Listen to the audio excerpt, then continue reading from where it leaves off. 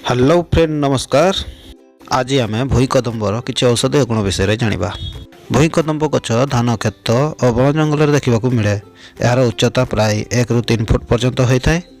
यही गछरे शीत दिन में फूल और पर फल आसी था। फूलर रंग बैगणी और फल देखा लिचुकोड़ी भली। फल गुड़िक दूर कदम्ब फल भली देखा जाऊँ भुईकदम्ब कहते। भुईकदम्बर भिन्न भिन्न ना रही सेगुड़िक मध्य गरखमुंडी, मुंडी, श्रावणी, भिक्खु, परजीवी और मुंडिका। भुईकदम्बर अनेक औषधीय गुण रही। तो आसतु जानिबा किसी औषधीय गुण विषय में। हमारा चैनल को सब्सक्राइब करने के लिए लाल कलर का जो सब्सक्राइब है उसमें क्लिक करें और घंटी को दबा के ऑल कर दें ताकि हमारा नई नई वीडियो का नोटिफिकेशन आपको मिलता रहे। अध कपड़ी और मुंड बिंधा भुईकदम्ब रस 3 ରୁ 5 ग्राम रे गोलमरीच चूर्ण 3 मिलीग्राम मिसाई सकाଳେ और संध्यारे पीले अध कपाड़ी और मुंड व्यथा भल होता है। प्रति वर्ष चैत्र मासरे 4-5टी भुईकदम्ब फूल दांतरे चबाई पानी सहित ढकिले आखि सुस्थ रहे और आखिर कौन प्रकार रोग हुए नहीं। अम्लपित्त बा गैस होते। भुईकदम्बर 3 ग्राम चूर्ण को छेली क्षीर सहित किछि दिन खाइले अम्लपित्त भल होता है। भुईकदम्ब फलर अर्क प्रथमे 15 ग्राम मात्रा खाइब और पर मात्रा को बढ़ाई खाइले हृदय रोग ठीक होता है। यदि आपंक पेटरे कुर्मी होता है तो भुईकदम्ब फल चूर्ण 1 ग्राम मात्रा दिन को 2 थर सेवन कले कुर्मी नष्ट हुंती।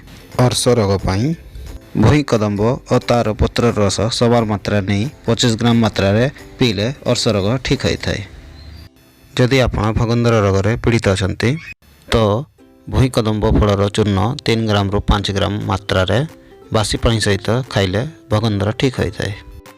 जलदर रोग बा पेटरे पानी जमीबा भुईकदम्ब फलर चूर्ण 3 ग्राम को 10 ग्राम जला तेल में मिसाई सकाଳେ संध्यारे खाइले जलदर रोग ठीक होता है।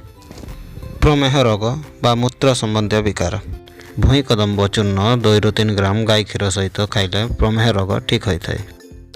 भुईकदम्ब फलर चूर्ण समान मात्रा शुंठी चूर्ण मिसाई 3 ग्राम मात्रा उषुम पानी सहित खाइले आमवात ठीक होता है। शक्ति बढ़ावाई और दीर्घायु निमत्ते भुईकदम्ब मंजीर चूर्ण समान मात्रा चीनी मिसाई 1 चमच मात्रा प्रतिदिन खाइले शक्ति बढ़े और खाइबा लोके दीर्घायु होती। यौवन को स्थिर रखापी लोके साबुन क्रीम केते कौन व्यवहार करते किंतु आज आम यौवन को स्थिर रखापी एक सरल उपाय जनाइबाकू जाऊँ।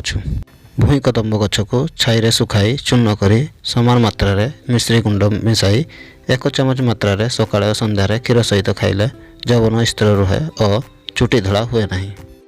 भुईकदम्ब रस और बासंग पत्र रस समान मात्रा मिसाई 1 चमच मात्रा खाइले रक्तपित्त भल होता है।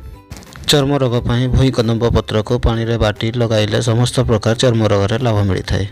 संतान पाई भुईकदम्ब चूर्ण 2 ग्राम रे 1 ग्राम जायफल चूर्ण मिसाई दिन को 2 थर छेली क्षीर सहित सेवन कले गर्भधारण होता है।